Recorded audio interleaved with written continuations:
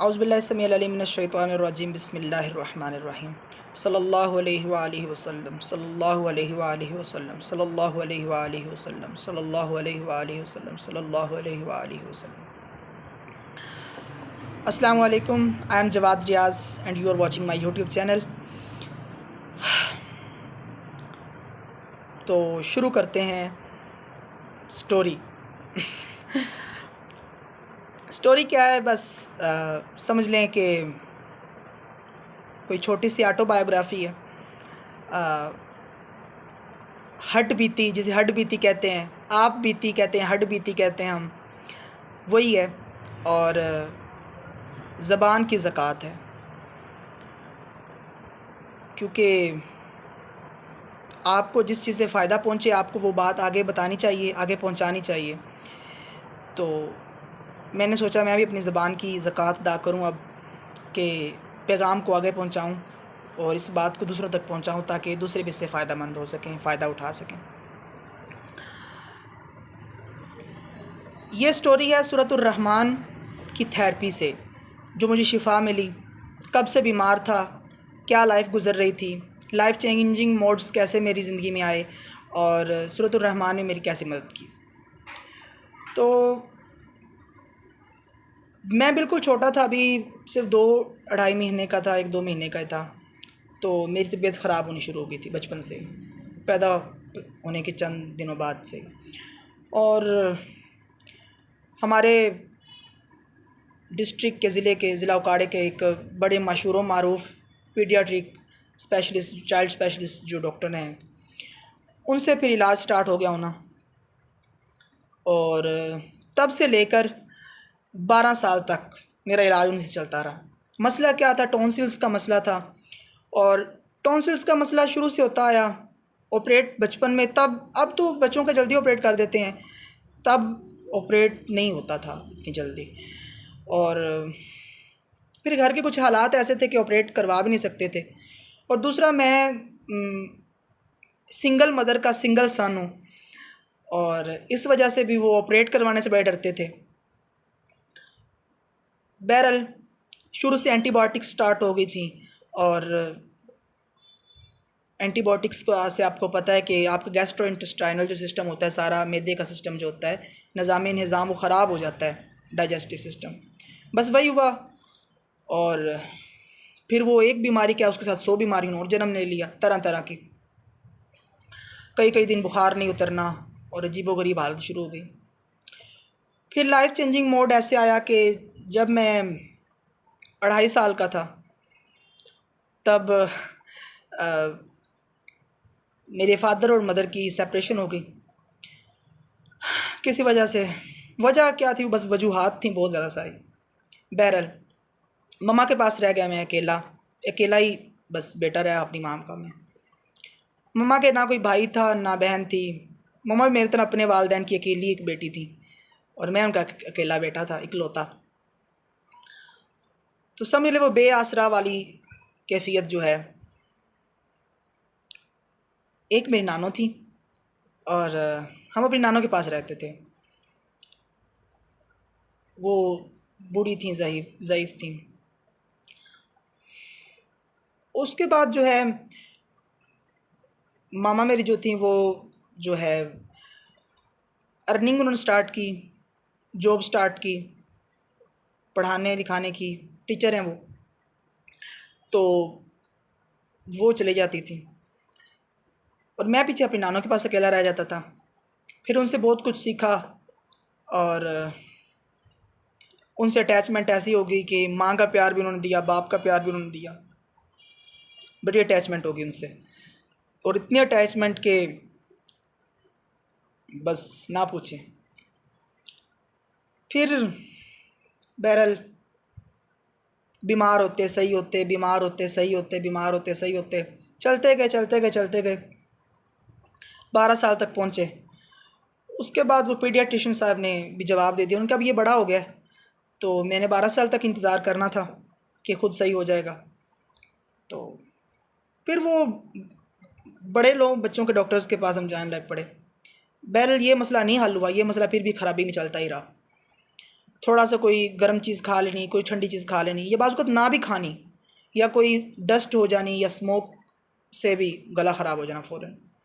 उसके अलावा जिस्म में इंतहाई कमज़ोरी रहना, शिवरिंग रहना, और कॉन्फिडेंस बहुत ज़्यादा लूज़, शायनेस और अजीब सी कैफियत, बैरल, और बिल्कुल घुटा घुटा सा मैं रहता था। और ऐसा था कि मतलब हमदर्द दुआ खाने वाला हिसाब था मेरा। और अभी भी वही है कि मतलब किसी के साथ भी अच्छाई करनी, उसने मुझे बुराई से ही सिला देना उसका। जिसके साथ अच्छाई करनी उसने मुझे जो है वो बुराई से सिला देना। तो एक बंदे की हज़ारों गलतियां माफ़ की करूं मैं, वो मेरी एक भी नहीं करे। तो बस यही रहा काम। जब 12-13 साल की उम्र में पहुंचा तो स्पिरिचुअलिटी का शौक़ हो गया। ठीक है, एक इंतहाई बीमार बंदे को अब स्पिरिचुअलिटी का शौक़ आ गया है। स्पिरिचुअलिटी का शौक़ ये था कि उसे कोई मकाम मर्तबा नहीं चाहिए था, उसे कोई रूहानी बंदा नहीं बनना था, उसे बस अल्लाह को ढूंढना था कि अल्लाह क्या है और अल्लाह कौन है। दरअसल मुझे ना अल्लाह से कुछ सवालों के जवाब चाहिए थे। वो ये चाहिए थे कि भाई मैं ही क्यों, मैं अपनी उम्र के बच्चों को देखता हूँ, खेलते हैं, कूदते हैं, इतने फ्री हैं, इतने फ्रैंक हैं, गेम्स खेलते हैं, ये वो, मतलब अब उन्हें देख के मुझे ये फ़ील होता था, मुझे एहसास कमतरी बहुत ज़्यादा थी।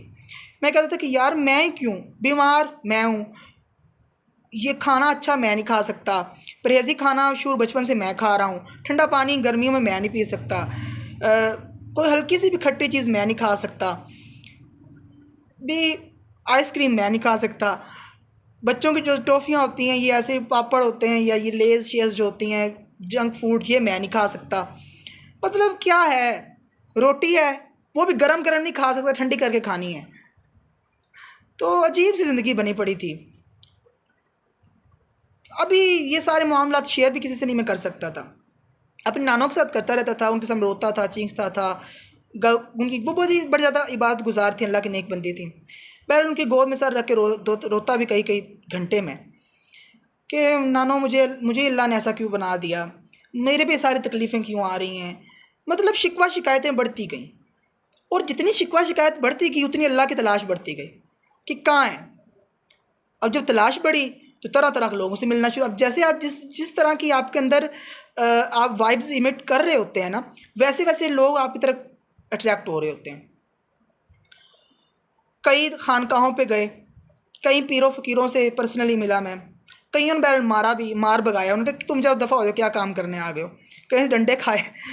और फिर कईयों ने कुछ बताया भी, किसी के पास गए तो उन्होंने कोई लंबे चौड़े वजीफ़े बता दिए, किसी ने कुछ चिल्ले बताए, किसी ने अमलियात बताए, किसी ने अजीबो गरीब किस्म के रोज़े रखने के लिए बता दिया, किसी ने पूरी पूरी रात जाके बात करने को बताया। तो फिर वो सिलसिला शुरू हुआ, और इतना शुरू हुआ कि जब मैं बचपन में था तो पूरी पूरी रात जाग कर, मतलब एक एक रात में मैं 500 मरतबा सूरह फ़ातिहा पढ़ता रहा हूँ। सूरह फ़ातिहा जो होती है वो मैं 500 मरतबा रात को पढ़ के सोता था। उम्र मेरी तकरीबन कितनी थी, 12-13 साल। ठीक है, ये इसमें चले गए। फिर कई वज़ाइफ और शुरू हो गए, चलते गए। एक और जगह पे गए, उन्होंने कुछ बताया, तब ये हालत हो गई कि 3-3 दिन में आप यकीन करें कि बस जस्ट इमेजिन कि 3 दिन में अल्लाह पाक के अस्माए इलाहिया को, जो अल्लाह पाक सिफ़ाती नाम है जिनमें कुछ को इसमें आज़म कहा जाता है, उनको मैं, जैसे अल्लाह समद हो गया, ये दूसरे तीसरे कई अस्मा हैं अल्लाह पाक का ज़ाती नाम, 3-3 दिन में 1.25 लाख पढ़ता रहा। 3 दिन में 1.25 लाख पूरा करना होता था। तो वो भी करता रहा, 7 रोज़े चलते रहे। अभी चूँकि इम्यूनिटी बहुत ज़्यादा वीक थी, एंटीबायोटिक्स वगैरह भी चल रही थी मुसलसल, और साथ में रोज़ों का ये काम भी शुरू हो गया। पढ़ाई के असरात भी जलाली आते हैं, और मुझे माल न्यूट्रिशन होना स्टार्ट हो गई, कमज़ोरी, बिल्कुल कमज़ोरी, सूख, पहले मतलब या मैं बहुत ज़्यादा फूल जाता था या बहुत ज़्यादा पतला हो जाता था। कलाइयाँ मेरी बिल्कुल सूख जा गई और पेट बाहर को निकल आया, अजीब हालत हो गई। और मैं ये नोट कर रहा था कि जैसे जैसे मैं कर रहा हूँ ना, बीमारियाँ बढ़ रही हैं, मेरा डिप्रेशन और एंग्जाइटी मज़ीद बढ़ता जा रहा है। अभी यही हालत थी कि मैं 16-17 साल का था, 17 साल का था, हुई उम्र मेरी, तो मेरी नानों की डेथ हो गई, जो मेरी ज़िंदगी में सबसे लव्ड वन थी। और शायद उनके जितनी मोहब्बत ना मुझे कोई दे सकता है और ना मैं किसी के साथ कर सकता हूँ, ठीक है। ना उतना मेरे साथ कोई अटैच हो सकता है, ना मैं किसी के साथ अटैच हो सकता हूँ। मम्मा को मैं बस, जो अपनी पर्सनल, जो मेरी अपनी मम्मा हैं, उन्हें मैं अपनी बड़ी बहन की तरह ट्रीट करता था, या जो है किसी दोस्त की तरह, या मतलब कोई अनजान। टू बी ऑनेस्ट, एक मतलब इतना बॉन्डिंग नहीं थी हमारी आपस में। तो मैं अकेला रह गया, ठीक है। मम्मा का भी इंतज़ार करना, मुझसे बात करें, मुझसे बात करें, मुझसे बात करें, लेकिन वहाँ से कोई रिस्पॉन्स नहीं मिलता था। तो मतलब बिल्कुल आइसोलेट ही होके रह गया। पहले ही मैं बड़ा आइसोलेट था, एक बंदा था मेरे पास, वो भी गया चला। तो उनकी मौत भी बड़ी अचानक हुई, बड़ी अचानक, बस बड़ी अचानक हो गई उनकी मौत भी। और बहरहाल फिर डिप्रेशन और एंग्जाइटी मज़ीद बढ़ गई उनकी डेथ के बाद, अकेला हो गया। फिर ज़िक्र अस्कार में मज़ीद शिद्दत आ गई, ठीक है। उसमें फिर क्या हुआ कि बड़े बड़े जो अज़कार, बड़े बड़े औरात जो थे, उनकी चिल्ला-कशियाँ शुरू की। पहले छोटे-छोटे चल रहा था, बड़ा-बड़ा हो गया मामला। दुआए हिज़्बुल बहार, सूरह मुज़म्मिल और नादे अली, बहुत कुछ। और उसके बाद हत्ता के जो एक अमल होता है, एक वजीफ़ा होता है, जो बड़े एंड के लेवल पे कोई वली हो, या बड़े एंड के लेवल पे कोई मतलब अपने इल्म के लिहाज से, अपनी नेकी के, मुत्तकी होने के लिहाज से, बंदगी के लिहाज से, मतलब कोई बंदा ना बड़ी बुजुर्गी की बड़ी इंतहा पर हो, वो एक आखिरी लेवल पर उनको वजीफ़ा एक दिया जाता है, वो होता है दुआए सैफ़ी शरीफ का। ये हर बंदा नहीं करता, और ना हर बंदे को इसकी इजाज़त मिलती है, और काफ़ी जलाली वजीफ़ा होता है। मैंने खैर से 16-17 साल की उम्र में इसका भी पूरा चिल्ला कर लिया, ठीक है। इसकी पूरी ज़कात अदा कर दी, इसका पूरा अमल कर लिया, सूरह मुज़म्मिल शरीफ का भी कर लिया, दुआ हिज़्बुल बहार का भी, सारा। इतने अमलियात और इतने वज़ाइफ किए कि शायद ही कोई ऐसा अमल या वजीफ़ा हो जो मेरे अमल से ना गुजरा हो। कर के हालत ख़राब, जो चाह रहा हूँ वो नहीं मिल रहा, बाकी सब कुछ हो रहा है अजीबो-गरीब, शोबदाबाजियाँ शुरू हो गई हैं, सब कुछ हो रहा है, जो चाह रहा हूँ, जो मगज़ चाह रहा हूँ वो मिल नहीं रहा। इस तलाश में कई लोगों से मिले, बस जो थे वो अपनी अपनी जगह पर सही थे, लेकिन फिर अल्लाह पाक की हिकमत और मशीयत शायद इसी में थी कि उनसे भी अलग होते गए। वो भी डिप्रेशन और एंग्जाइटी बनता गया कि भाई यार ये लोग भी मेरे से दूर जा रहे हैं, जिनसे मैं अपनी तरबियत और तालीम करवा रहा था। तो बहरहाल वो भी दूर कर दिए गए अल्लाह की तरफ से। फिर ऐसा हुआ कि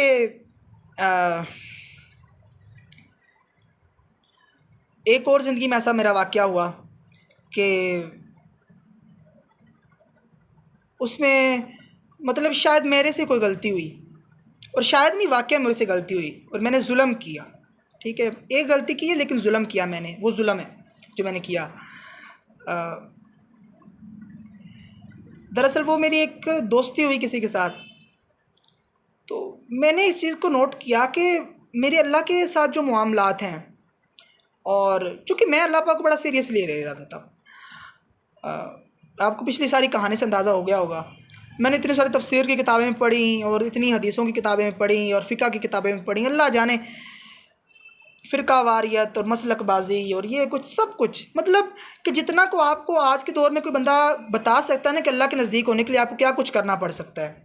वजीफ़े चिल्ले भी किए, इल्म दीन भी, सब कुछ हर तरह के बंदों के पास गए। लेकिन जब मेरी दोस्ती हुई एक बंदे के साथ, मुझे कहीं ना कहीं ये बात फील हुई कि नहीं यार, यहाँ ना कोई मसला ऐसा है कि शायद मेरे अपने कोई मामलात में कोई कमी बेशी आ रही है। और बहरहाल मैंने उसे अपने से दूर करने के लिए छोटी सी गलती कर दी। मैंने उसी दिन फिर उससे उस गलती की माफ़ी भी मांगी, मैंने उस गलती को तस्लीम किया, लेकिन वो बंदा फिर ज़ाहिर बात है वो इसको मानने को तैयार नहीं था। तो उसने जो करना था किया, छोड़ दिया। मेरा मकसद भी ये था, उसने पूरा कर दिया। तो लेकिन इस चीज़ से फिर बाद मुझे बड़ा हर्ट हुआ, गिल्ट एक अजीब सा आ गया मुझ पे। मैं कि यार तुमने आज तक किसी का दिल नहीं तोड़ा था, आज तक किसी पे जुल्म नहीं किया, ये तुमने जुल्म क्यों कर दिया? अब ये ज़मीर की पहली आवाज़ थी, दिल की पहली आवाज़ थी। फिर साथ ही नफ्स एक्टिव हो जाता, वो दलीलें अंदर से आने लग पड़ती, नहीं भाई तुमने उसकी हज़ारों गलतियाँ माफ़ की, ऐसी ऐसी गलतियाँ माफ़ की जो माफ़ी के काबिल ही नहीं थी, ठीक है, तो वो एक गलती तुम्हारी माफ़ नहीं कर सकता था। तो वो ये अंदर एक जंग शुरू हो गई, इसने डिप्रेशन और एंग्जाइटी को मज़ीद हवा दे दी। तो लीजिए ये 5 साल का अरसा हुआ मेरे 19-20 साल होने तक। करंटली मैं 20 ईयर्स का हूँ। तो बस डिप्रेशन एंग्जाइटी अपनी हदूद को पहुँच गई। फिर एक वक्त आया कि नमाज़ पढ़ने खड़ा होना तो जिसम में लर्ज़ा तारी हो जाना, मस्जिद में जमात के साथ नमाज़ पढ़ने जाना तो अजीब सा ख्यालात आने। मैंने कहा ना यार ये अल्लाह के सामने खड़े हुए हैं, तो इन्हें शर्म नहीं आ रही अल्लाह के सामने खड़े होते हुए? कोई ऐसे कर खड़ा हुआ है, कोई ऐसे कर खड़ा हुआ है, अजीबो-गरीब हरकतों में खड़े हुए हैं, और ये पता नहीं दिमागों में क्या सोच रहे हैं। और जब मैंने देखना कि मैं अल्लाह की बारगाह में खड़ा हूँ तो मेरा चीखे मारने को दिल करना कि इतनी बड़ी हस्ती के सामने मैं खड़ा हूँ। तो यू कांट इमेजिन मेरी वहाँ क्या हालत होती। मैंने फिर अब दरअसल वो एक दर्द जाग उठा था मेरे अंदर। सब पहले वज़ाइफ थे, अमलियात थे, वजीफ़े, सब कुछ था, लेकिन मोहब्बत नाम की मेरे अंदर कोई चीज़ नहीं थी। वो दर्द की जो जाग लगती है ना, वो नहीं थी मेरे अंदर। नानो की डेथ के बाद इतने अच्छे और इतने चेयरिंग और इतने मेरे लव्ड वन दोस्त के साथ ब्रेकअप के बाद नानो के बाद अगर मैं किसी से अटैच हुआ था तो उसी से हुआ था, लेकिन अपनी गलती की वजह से गलती तस्लीम करनी चाहिए, तो मैंने उसे खो दिया बहरहाल। अब वो दर्द भी मेरे ऊपर गिल्ट मेरा तारी हो गया मुझ पे। तो ये दर्द की एक जाग लग गई। अब शायद वो वक्त नज़दीक आ रहा था जिसकी मुझे पिछले 8-9 सालों से मैं जिसके लिए चिल्ले और वजीफ़े और तरह तरह के लोगों से मिल रहा था, खानकाहों पे जा रहा था, डंडे खा रहा था, पीरों फ़कीरों से मिल रहा था, उलमा से इल्म हासिल कर रहा था, लेकिन अब शायद वो दूध में उबाला आने के बाद अब जाग लग गई। वो जब जाग लगी दर्द की तो अब कोई दर्द शनास नहीं मिल रहा था, ठीक है। अब ये कैफियत मैं किसको बताऊं कि भाई मुझसे नमाज नहीं पढ़ी जा रही। भाई वो बंदा जो 1.25 लाख दफ़ा अल्लाह के अस्मा को पढ़ता था, आज उस बंदे से एक दफ़ा दुरूद पाक नहीं पढ़ा जा रहा। आज उस बंदे से एक तस्बीह भी जो है वो अल्लाह के नाम की नहीं हो रही। ये क्या हो गया? अभी वो कुछ आमिलीन वगैरह की बात करें तो वो कहते कि तुम वो इस बात को यूँ ट्रीट करते कि जिन्नात का मसला है, असेब का मसला है, जादू हो गया है। वो पहले निशानी यही है, तुमसे नमाज नहीं पढ़ी जा रही, अल्लाह का जिक्र नहीं हो रहा, तो बस ये।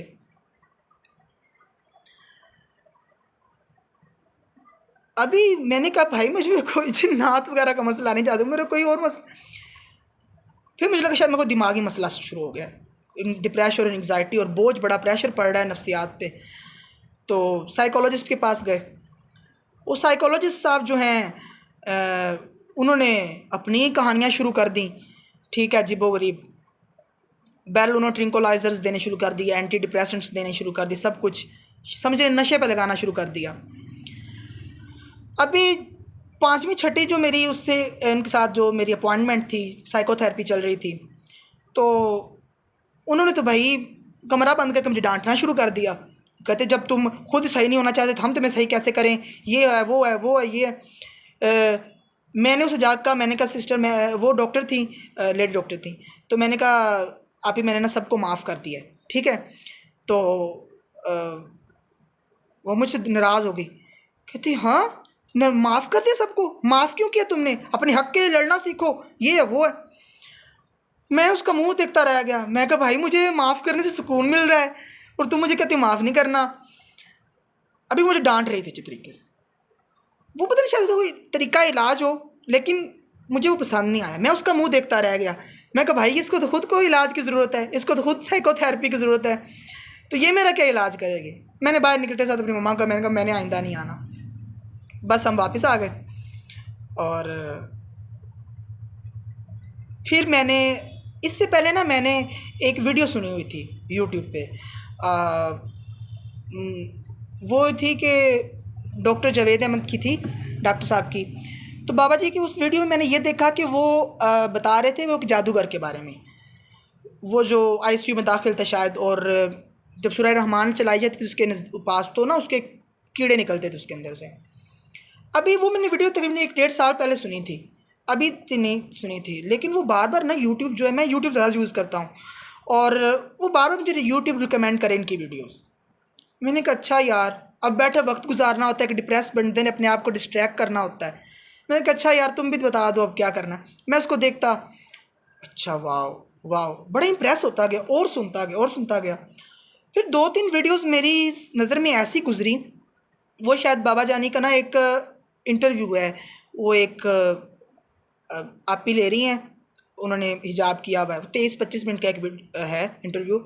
उसमें वो पूछ रहे हैं कि आप अपने काके काकियों को पिपट्स बनाया हुआ है आपने, और ये आपको डिफेम नहीं कर सकते, और ऐसी बातें कर रही हैं वो। तो फिर बाबा जी ने ना उनको एक्सप्लेनेशन दी ऐसे लोगों की कि ये कैसे होते हैं, ये हमदर्द दुआ खाना होते हैं, ये इनमें शुरू से अंदर इनके दर्द एक पल रहा होता है, दर्द की जाग होती है, और ये सारा कुछ, और इन्हें कोई मतलब समझता नहीं है, इन्हें टाइम नहीं देता, या तो डॉक्टर्स फिर इन्हें नशे पे लगा देते हैं या खुद नशे पे लग जाते हैं। इनका इलाज बेगर्ज प्यार है, चूँकि इनको इनकी फैमिली से नहीं मिलता, तो ये होता है वो, ये फिर दरबारों में चले जाने लग पड़ते हैं, रूहानियत का शौक नहीं शुरू हो जाता है। मैं सुनता जा रहा हूँ, मैं कि भाई बाबा जी तो मुझसे मिले नहीं है, मेरे बारे में कैसे बातें कर रहे हैं, मुराद सेम मेरी कैफियत बयान कर रहे हैं। और फिर वो 2-3 मुसलसल वीडियोज़ आई, मैंने देखा, मैंने कहा वाह। और फिर मैंने देखा कि बाबा जी के पास, उनकी वीडियोज़ में देखा कि पास भी वैसे ही लोग बैठे हुए हैं। मैंने कहा ये वो चीज़ है जो मैं पिछले 9 साल से ढूंढ रहा था। हेयर वी गो, ठीक है, हम पहुंच गए हैं, ठीक है। और ये है शायद वो मेरा मकाम, शायद नहीं यकीनन ये मेरा मकाम है, और मेरी तलाश इधर आके अब ख़त्म होगी। अभी वो एंटी डिप्रेसेंट्स वगैरह और ट्रैंक्विलाइज़र को छोड़ा ही था, अगले दिन अजीब हालत शुरू हो गई। वो ये कि पूरे जिस्म में शिवरिंग स्टार्ट हो गई, सर्दी शुरू हो गई, बुखार चढ़ गया, कैश स्टार्ट हो गई, और उस कैश के बाद वो वॉमिटिंग के बाद पूरा ये जो मेरा लंग्स वाला हिस्सा है और स्टमक बिल्कुल जो स्टिफ और अजीब हालत। अगले दिन से मुझे मोशन स्टार्ट हो गए, और वो रुके ही ना, लूज़ मोशंस रुकने का नाम ही ना लें। मेडिसिन पहले औरली ली, कोई नहीं, फिर ड्रिप्स वगैरह ली, लगवाई नहीं, फिर रोज़ाना के हिसाब से 2-3 ड्रिप्स लगने लग पड़ी, मेडिसिन हाई से हाई ली, लेकिन कोई काम नहीं बन रहा था। इससे पहले मुझे खैर से कोरोना भी हो चुका था लास्ट स्टेज का, उससे मैं बच गया। उसके बाद फिर मेरा वो टॉन्सिल्स का मैंने आपको बताया मसला, टॉन्सिल्स पक गए, इनमें रेशा पड़ गया। डॉक्टर्स ने कहा जी सही इसको कराने के बाद इसकी सर्जरी करवाएं, ऑपरेशन करवाएं। लें जी, वो सिस्टम शुरू हो गया। मतलब कि अब मैं स्टेज इस पे पहुंच गया कि मेरे सर से लेकर पाँव तक इंतहाई कमज़ोरी। आप यकीन करें कि मैं 6 महीने से चारपाई पे था। आफ्टर कोरोना होने से पहले भी कमज़ोरी जिस्म से नहीं जा रही थी, और अब तो बस ज़िंदगी को हार चुका था। और मेरी मम्मा भी, और डॉक्टर्स जो मेरा इलाज कर रहे थे, 1-2 हकीमों के पास भी गया, उन्होंने भी कहा दिया कि भाई बस दुआ ही करो अब तुम, ठीक है, जितना इलाज कर सकते थे इससे ज़्यादा नहीं कर सकते हम। खैर से मेरी मम्मा भी अपने आप को मेंटली प्रिपेयर करना स्टार्ट कर दिया, अभी कुछ होने वाला है, अब मेरा बेटा मरने वाला है। तो और मुझे यकीन हो गया था कि बस ठीक है, अल्लाह की रज़ा में मैं राज़ी हूँ, जाना है। लेकिन वो जो लूज़ मोशंस का सिस्टम शुरू हुआ, वो तो रुकने का नाम ना ले। उसी दौरान ना मम्मा ने कहा कि मम्मा भी फिर डॉक्टर बाबा की वीडियोस देखने लग पड़ी थी, और उन्हें भी बड़ा पसंद आने लग पड़ा था। तो उन्होंने डॉक्टर जी को ना फ़ोन किया।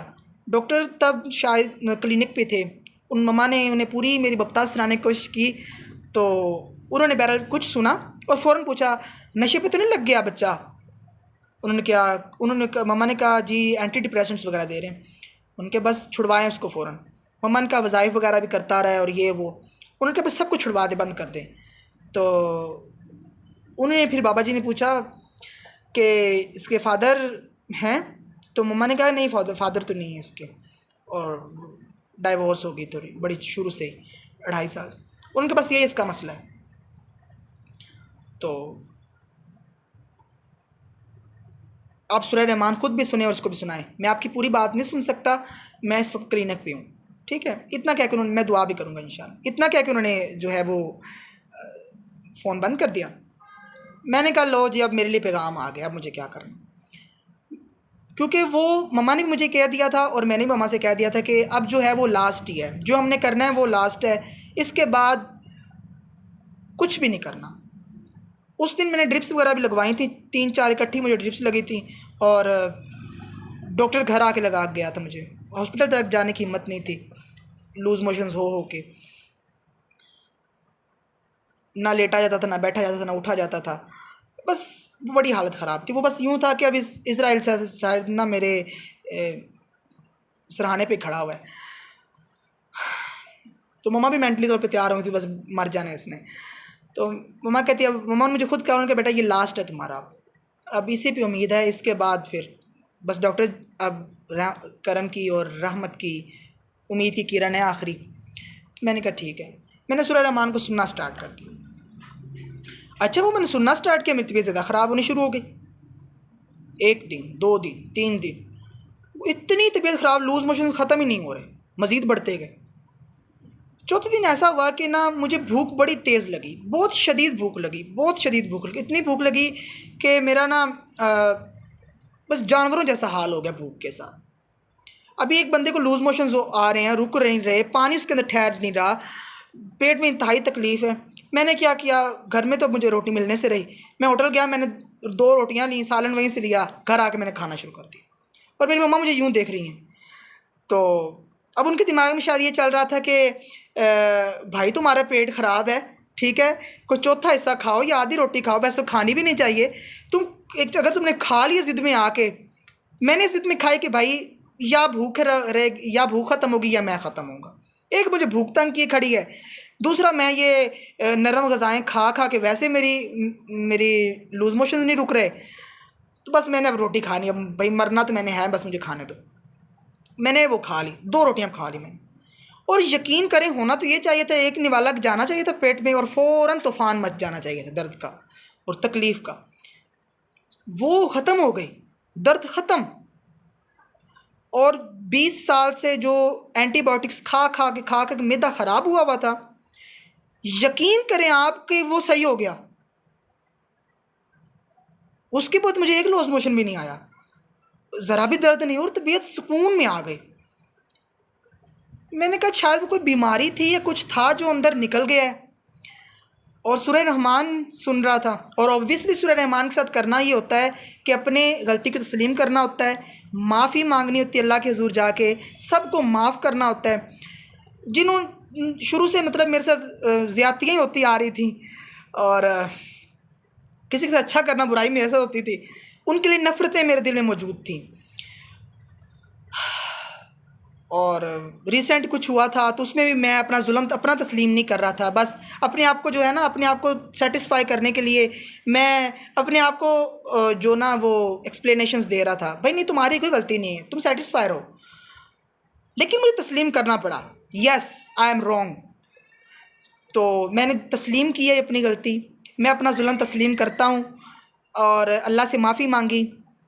वो जो नेकियों का सिस्टम होता है माफ़ी तलाफ़ी का, वो भी किया सारा मैंने, और बस अपने गुनाह लेके अल्लाह की बारगाह में पेश हो गया, सीना साफ़ किया, सबको माफ़ किया, दिल साफ़ किया, सबको माफ़ किया, और शदीद प्यार में अल्लाह से प्यार को से अल्लाह को पुकारना शुरू कर दिया। और बस उसके बाद से ऐसी रूहानी कैफियत भी तारी हुई कि बयान से बाहर है। कि अल्लाह पाक के साथ वो जो एक कनेक्शन चाह रहा था वो बन गया, गिले शिकवे सारे दूर हो गए। मैं ये नहीं कहता कि राज़ी बर रज़ा वाला मामला हो गया, क्योंकि एक कमज़ोर इंसान हूँ मैं, ये काम शायद मेरा नहीं है, लेकिन किसी हद तक ये कैफियत आ गई। सबके लिए प्यार, सबके लिए मोहब्बत, मतलब ड्रामेटिकली, मिरेकलसली, एक मौजज़ाती तरीके पे। और मैं समझता हूँ कि बस अल्फाज नहीं है कि हुआ क्या है मेरे साथ यार। मतलब एक मुर्दा बंदा जिंदा होकर बैठ सकता है?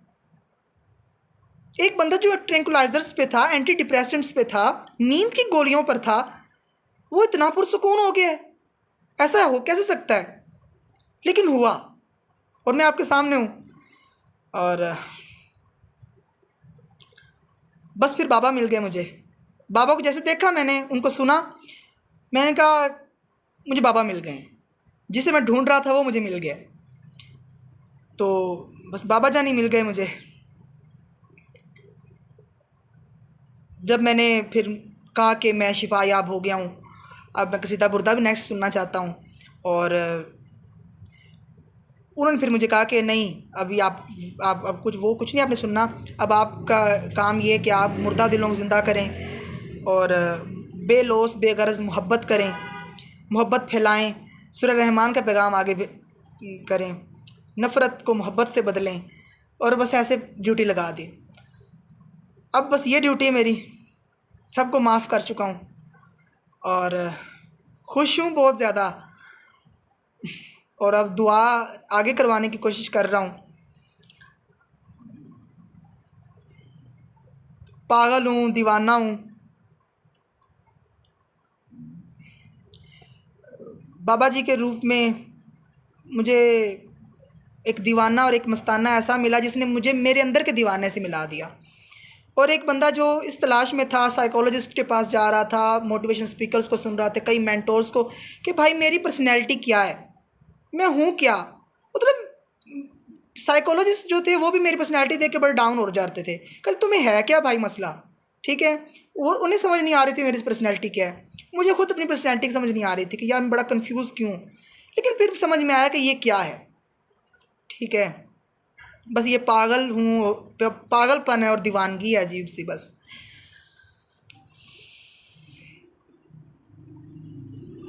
बाकी इससे आगे अल्फाज नहीं है मेरे पास कहने को। ये मेरी बप्ता थी, ये मेरी कहानी थी जो मैंने आपको सुनाई है।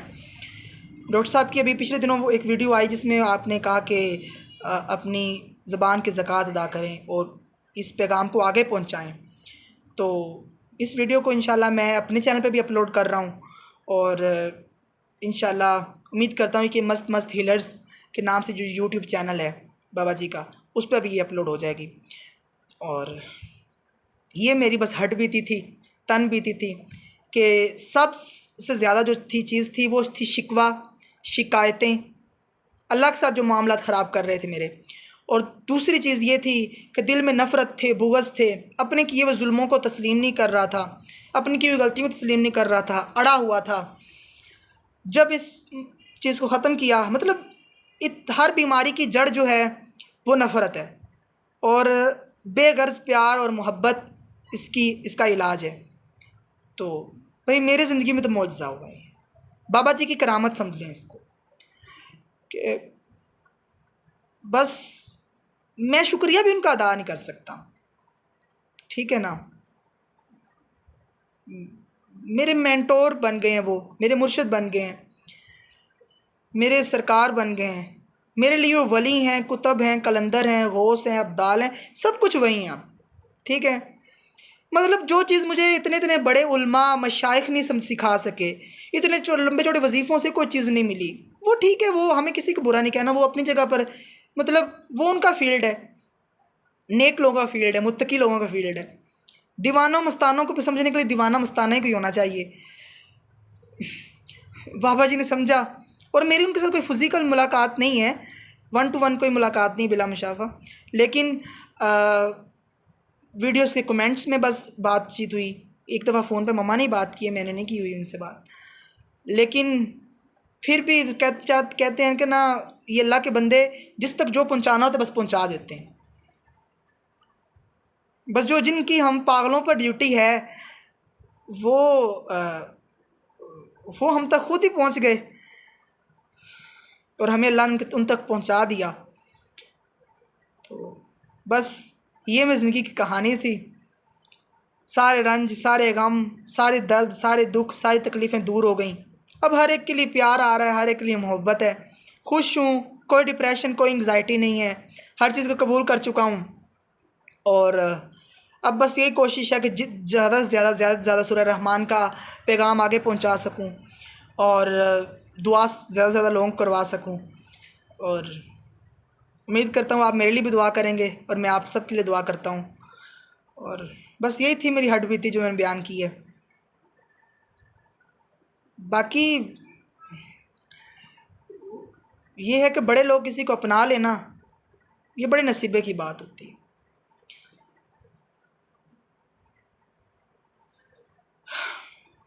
इस बात से बड़ी खुशी है, और मतलब समझने वाला कोई नहीं है, समझने वाला कोई नहीं है।